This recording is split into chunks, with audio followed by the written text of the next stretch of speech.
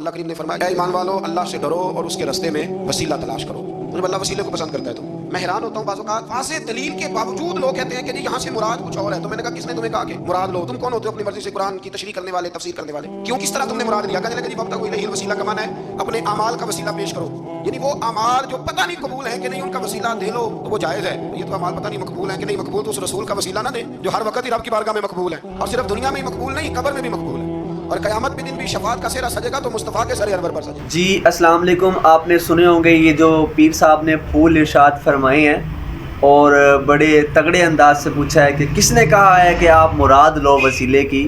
تو پیر صاحب ہم آپ کو بتا دیں, آپ جو ہے وہ تصوف کی کتابیں پڑھ کر جو ہیں وہ یہ بھول چکے ہیں, یا شاید آپ تک وہ حدیث پہنچی نہیں ہے, یا پہنچ گئی ہے تو آپ منافقت کر رہے ہیں. صحیح بخاری کی حدیث ہے 1010 نمبر 1010. حضرت عمر فرماتے ہیں انا کننا نتوسل الیک بنبینا, اے اللہ پہلے ہم تیرے پاس تیرے نبی کا وسیلہ لے کر آتے تھے اور تو ہم پہ رحمت فرماتا تھا, اب ہم نبی کے چچا کا لے کر آتے ہیں. تو ہم آپ سے پوچھتے ہیں پیر صاحب کہ آپ نے حضرت عمر سے زیادہ قرآن سیکھ لیا ہے؟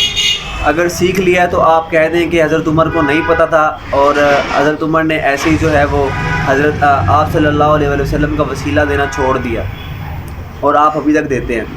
دوسری بات یہ ہے کہ آپ نے یہ بات کی ہے کہ شفاعت کا سہرا سجے گا, تو آپ لوگ جو یہ حدیث شفاعت سناتے ہیں لوگوں کو, کبھی یہ حدیث پوری بھی سنا دیں لوگوں کو کہ اس کے اینڈ پر کیا ہے.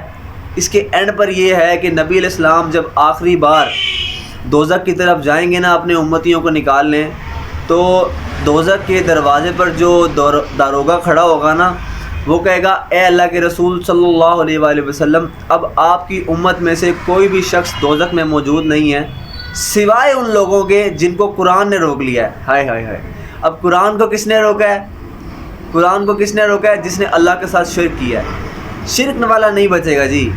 اللہ نبی علیہ السلام کی شفاعت بھی کام نہیں آئے گی جس شخص نے شرک کیا ہوگا. شرک is the most sensitive issue in the sight of Allah.